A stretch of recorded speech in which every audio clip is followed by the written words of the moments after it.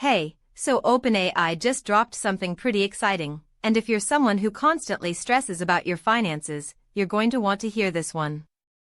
OpenAI has officially announced that it's rolling out personal finance tools directly inside ChatGPT, and they're starting with what they're calling power users, basically the people on the higher tier subscription plans.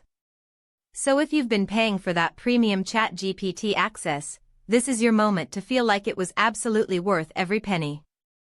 Now let's break down what this actually means, because I think a lot of people are going to hear AI and personal finance and immediately picture robots managing their bank accounts.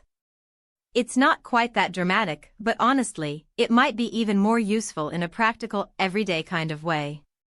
What OpenAI is essentially doing is building financial intelligence into your ChatGPT conversations. Think about it this way right now. If you want to figure out whether you should be putting more money into your 401k or paying down your credit card debt, you either have to hire a financial advisor, which costs a fortune, or spend hours Googling and trying to make sense of conflicting advice from random blog posts. Neither of those options is particularly fun or efficient. With these new tools inside ChatGPT, the idea is that you can have that conversation directly with the AI. You can lay out your financial situation, your income, your expenses, your goals, and actually get personalized, intelligent guidance in plain English that makes sense to real people, not just finance professionals. And here's what makes this genuinely interesting from a tech perspective. OpenAI isn't just slapping a budgeting calculator inside the chat window. They're leveraging the deep reasoning capabilities that ChatGPT has been building toward, especially with their more advanced models. The AI can look at your complete financial picture holistically and help you think through decisions the way a really knowledgeable friend with a finance degree might, someone who actually has time to sit down and talk through the specifics of your situation without charging you $300 an hour. Now, the rollout starting with power users is a classic OpenAI move. They love to test things with their most engaged, most technically comfortable audience first, gather feedback, work out the kinks, and then expand from there. So if you're on a free plan right now, don't panic, this is almost certainly coming to more users down the road.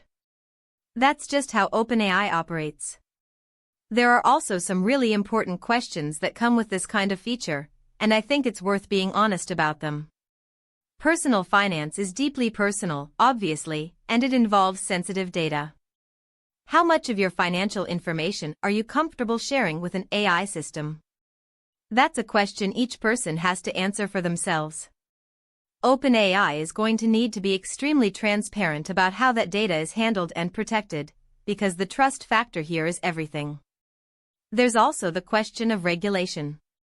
Financial advice is a heavily regulated industry for good reason, and AI systems walking users through investment decisions or debt management strategies is going to attract serious scrutiny from regulators.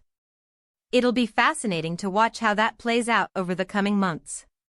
But stepping back from all of that, the bigger picture here is genuinely significant. Access to quality financial guidance has historically been something only wealthy people could afford, and AI has a real opportunity to democratize that in a meaningful way. A single parent trying to figure out how to save for their kids' college while managing monthly bills deserves the same quality of financial thinking that a millionaire gets from their private advisor. And the real question worth sitting with today is this: are we finally at the point where the gap between those who can afford good financial advice and those who can't is about to close for good?